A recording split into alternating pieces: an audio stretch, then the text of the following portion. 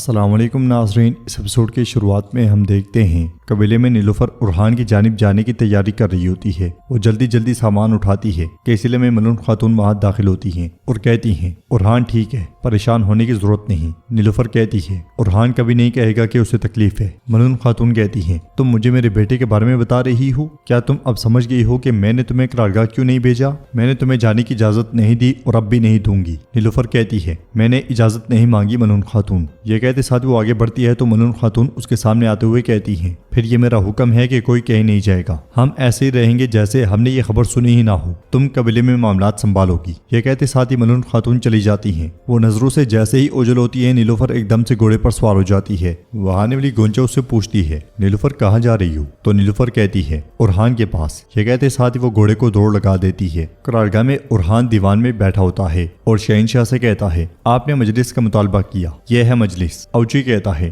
9 سال ہو گئے ہیں، ہم دیواروں کو تباہ کرنے کا کہتے ہیں اور آپ کہتے ہیں کہ انتظار کرو گرنے والی ہیں۔ بورسا کمزور نہیں ہوگا بلکہ اس کے برعکس مضبوط ہوتا جا رہا ہے۔ جواب میں ارحان کہتا ہے ظاہر ہے انہیں کہیں سے امداد مل رہی ہے، ہم نے دیکھا اور پتہ چل گیا، اس کے علاوہ ہارے بغیر کوئی فتح نہیں ہوتی سرداران۔ تو سردار سنگر کہتا ہے کون سی فتح 9 سال کا نقصان پورا کر سکتی ہے حضور؟ تو علاؤالدین کہتا ہے بورسا تمام زخم بھر دے گا۔ یہ سن کے سردار عبداللہ کہتا ہے میرے حضور زخم ٹھیک نہیں ہو سکتا۔ شہنشاہ کہتا ہے پھر بھی ارحان صاحب کی باتیں درست ہیں، آج کے نقصان سے بہت بڑا فائدہ ملا ہے، اس نے ظاہر کیا ہے کہ بورسا پر اچانک حملے کے بغیر قبضہ نہیں کیا جا سکتا۔ اوچی کہتا ہے 9 سال پہلے جب ہم نے یہ خیمہ یہاں لگایا تھا، پھر پیچھے موجود کتے کو دیکھتے ہوئے کہتا ہے یہاں تک کہ اس کتے کی ماں بھی پیدا نہیں ہوئی تھی۔ باقی سردار بھی اس کی ہاں میں ہاں ملاتے ہیں اور کہتے ہیں ٹھیک کہا، ہم کب تک انتظار کریں گے؟ علاؤالدین غصے سے کہتا ہے بورسا کی فتح کو آپ کتے کی عمر سے حساب لگائیں گے اوچی صاحب؟ سردار عبداللہ کہتا ہے حضور وقت برباد ہو رہا ہے، ہم خزانے سے محروم ہو رہے ہیں،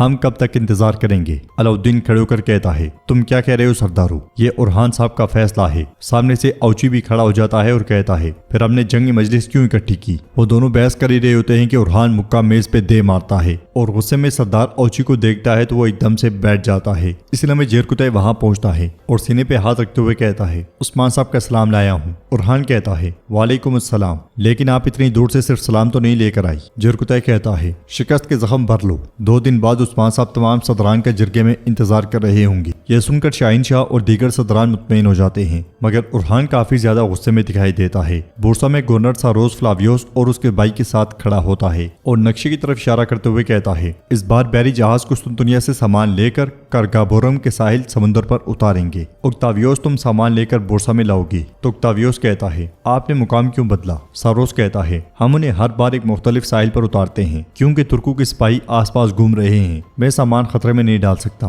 انہیں اگر ہماری خفیہ سرنگ مل گئی تو پھر اس کا مطلب ہے کہ ہمارا اختتام آ گیا ہے۔ فلاویوس اپنے بھائی اکتاویوس سے کہتا ہے ساحل سمندر پہ بہت بڑی مدد ہوگی اکتاویوس۔ پھر اسے پیار کرتے ہوئے کہتا ہے میرا بہادر بھائی، تمہارے لائے ہوئے ہتھیاروں سے ہم ترکوں کی قرارگاہ پر حملہ کرنے کے لیے طاقتور بن جائیں گے، جیسا کہ تم نے اور میں نے ہمیشہ خواب دیکھا ہے۔ ہم ترکوں سے آمنے سامنے لڑ کر اپنے باپ کا انتقام لیں گے۔ اب تم جا سکتے ہو۔ قرارگاہ میں ارحان بہت غصے میں آگے بڑھتے ہوئے اپنے خیمے میں جا گھستا ہے، مگر وہاں پہ نیلوفر کھڑی ہوتی ہے۔ ارحان پوچھتا ہے نیلوفر تم یہاں کیوں آئی ہو؟ یہ کہتے ساتھ وہ آگے بڑھ کر اسے گلے لگا لیتا ہے اور مزید کہتا ہے اچھا ہے کہ تم آ گئی ہو۔ نیلوفر کہتی ہے کہا گیا کہ ارحان صاحب گات میں پھنس گئے تھے، باقی کیا سنا کچھ یاد نہیں۔ پھر ارحان کے جلا ہوا ہاتھ دے کر کہتی ہے ارحان تم زخمی ہو، آؤ بیٹھو۔ ارحان مسکراتے ہوئے بیٹھ جاتا ہے اور نیلوفر اس کے زخم کا علاج کرنے لگ جاتی ہے۔ ارحان کہتا ہے یہ ان زخموں کے مقابلے میں کچھ نہیں ہے جو کبھی تم نے مجھے دیے تھے۔ پھر پوچھتا ہے جب بابا کو خبر ملی تو کیا کہا انہوں نے؟ جواب میں نیلوفر کہتی ہے وہ اپنا درد چھپاتے ہیں، تم جانتے ہو۔ ارحان کہتا ہے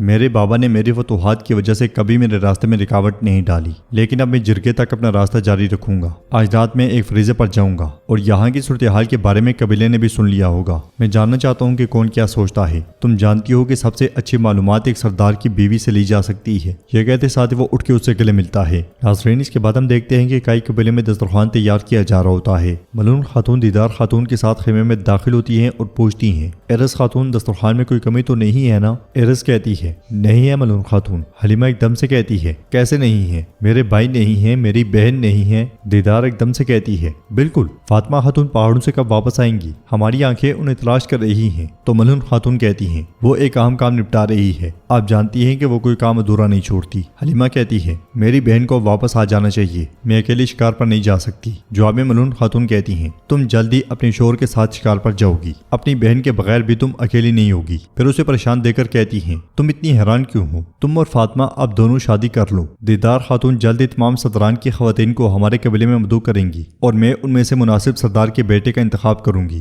حلیمہ ایک دم سے کہتی ہے میرے بابا؟ تو ملون خاتون کہتی ہیں بالکل فکر نہ کرو، تمہارے بابا بھی یہ بات جانتے ہیں اور انہوں نے منظوری دی ہے، تم دونوں کے لیے اور تمہارے بھائی علاؤالدین کے لیے بھی۔ اس لیے میں گونچا سلیمان اور قاسم کو لے کر وہاں داخل ہوتی ہے۔ دیدار ان سے پیار کرتے ہوئے کہتی ہے میں جب بھی انہیں دیکھتی ہوں یہ مزید بڑے لگتے ہیں۔ یہ سن کے وہاں داخل ہونے والے عثمان صاحب کہتے ہیں یہ بڑے ہوں گے اور عظیم چنار میں بدلیں گے جو ہمارے قبیلے کو کھڑا کریں گے۔ عثمان صاحب کے کہنے پر وہ سب ان کے ساتھ بیٹھ جاتے ہیں اور نیلوفر کو وہاں نہ دیکھ کر عثمان صاحب پوچھتے ہیں نیلوفر کہاں ہے؟ گونجا کہتی ہے وہ ارحان کے پاس گئی ہے بابا۔ سلیمان کہتا ہے دادا ہم بھی اپنے ماں باپ کے پاس چلتے ہیں برائے کرم۔ عثمان صاحب غصے میں ملون خاتون سے پوچھتے ہیں کیا تمہیں معلوم تھا ملون؟ ملون خاتون پریشان ہوتے ہوئے کہتی ہیں یقیناً تھا۔ سلیمان پریشان ہوتے ہوئے پوچھتا ہے دادا کیا میرے بابا کو شکست ہوئی ہے؟ جواب میں عثمان صاحب کہتے ہیں تو کیا ہوا، مجھے بھی شکست ہوئی اور وہ بھی بہت بار۔ قاسم پوچھتا ہے جب شکست ہوتی ہے تو کیا ہوتا ہے دادا؟ عثمان صاحب کہتے ہیں تم اور زیادہ مضبوط ہوتے ہو، مجھے دیکھو۔ تو قاسم کہتا ہے لیکن آپ تو لنگڑا رہے ہیں۔ یہ سن کر عثمان صاحب مسکراتے ہوئے اس سے پیار کرتے ہیں۔ کچھ دیر کے بعد دیدار جانے لگتی ہے تو عثمان صاحب اس سے کہتے ہیں بیٹھو دیدار خاتون،